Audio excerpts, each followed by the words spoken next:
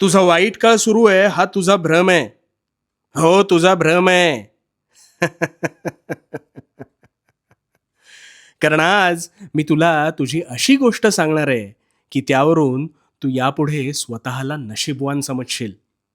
आता ही गोष्ट अगदी शांतपणे पूर्णतः ऐक.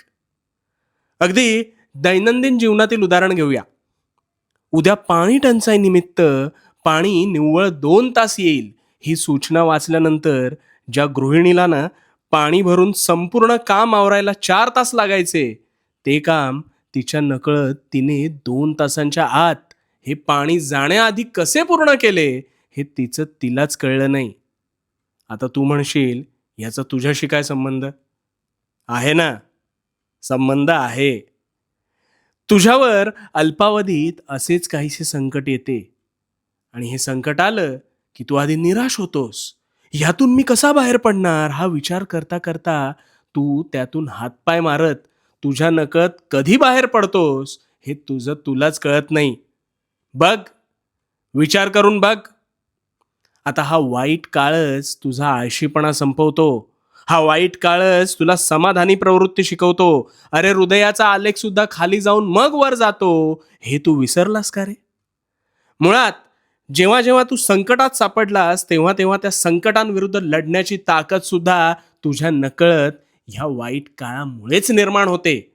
आणि तू काय करू शकतोस याबाबत तुझ्या सहनशीलतेच्या जोरावर तुला स्वतःची खरी ओळख गवसते. ही जी संकट आहेत ना, ही तुला तुझी खरी ताकद दाखवून देतात. तुझ्या आयुष्यातल्या या चढ उतारांमुळे तुला सुखाची खरी किंमत कळते. अरे, जर दुःखच नसतं तर तू कशाच्या शोधात भटकला असतास? म्हणून म्हणतो म्हणून म्हणतो जरा मागे वळून पहा. तुला चांगला काळ घडवत नाही, तर वाईट वेळ घडवते. कारण वाईट काळ काही दिवसात संपतो, म्हणूनच चांगल्या काळाला महत्व प्राप्त होतं. मला सांग, वाईट काळ नसता तर जीवन जगण्याला खरा अर्थ प्राप्त झाला असता का रे? आता ही सुद्धा वेळ तुला एक नवीन शक्ती प्रदान करून टळून जाईल. फक्त वादळासमोर शांत उभा राहा. कारण भिवू नकोस. भिवू नकोस, मी तुझ्या पाठीशी आहे. भिवू नकोस, मी तुझ्या पाठीशी आहे. तुला कळतंय का तू नक्की काय करतोयस? तू सुखाच्या शोधात भटकत फिरतोस, पण नेमकं सुख म्हणजे काय हेच बहुधा कळलं नाहीये तुला. हो, पैसा जगण्यासाठी खूप महत्वाचा आहे, पण तुझं जगणंच मुळात पैशांसाठी झालंय रे. तहानभूक विसरून पैशाला सुख मानून तू तुझ्या नकळत भरकटत चाललायस. आज तुझे डोळे उघडतो बघ. एकदा एक गरीब लहान मुलगा आई वडिलांसोबत बाजारात खरेदीला गेला. तिथे त्याने पालकांच्या खिशाला परवडेल असे आईस्क्रीम विकत घेतले. आता तिथेच शेजारी एक समवयस्क मुलगा त्याच्या आईसोबत खरेदीला आला होता. आता त्याच्यासारखी सायकल हवी म्हणून गरीब मुलगा हट्ट करू लागला. तर श्रीमंताच्या पोराला गरीबाच्या हातातलं आईस्क्रीम हवं होतं. पण त्या आईने ते न देता त्याच्या हातात महागडं खेळणं दिलं. त्यावेळी गरीबाचं पोर फार रडलं. त्याचे वडील त्याला म्हणाले, तुला नेमकं काय हवं होतं ना, हे तुला मोठं झाल्यावर कळेल. गरीब मुलगा मोठा झाला तेव्हा त्याला कळलं ती 3 चाकी सायकल ही त्या श्रीमंत मुलाच्या अपंगत्वाचे नको असलेलं ओझं होती.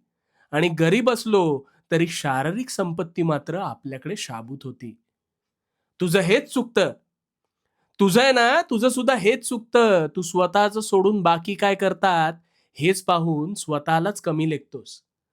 अरे, सगळ्यात मोठी संपत्ती ही सुदृढ शारीरिक संपत्ती आहे, हे कायम लक्षात ठेव.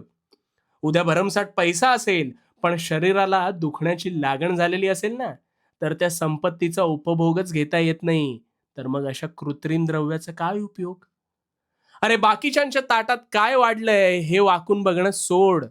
जो तो कर्माने आणि सवयीने मरतोय. तू तुझी शारीरिक संपत्ती अधिक बळकट करण्यावर भर दे. मन प्रसन्न आणि शरीर सुदृढ असणं ह्यापेक्षा कुठलीच मोठी संपत्ती या भूतलावर नाही. जिच्या जोरावर तू स्वतःच्या कल्पक बुद्धीचा वापर करून तू अपेक्षित स्वप्न साकार करूच शकतोस. त्यामुळे आधी स्वतःला जप. विश्वास ठेव, सगळं प्रयत्नातून तुला नक्की मिळेल. आणि हो, भिवू नकोस. भिवू नकोस, कारण मी तुझ्या पाठीशी आहे. भिवू नकोस, मी तुझ्या पाठीशी आहे.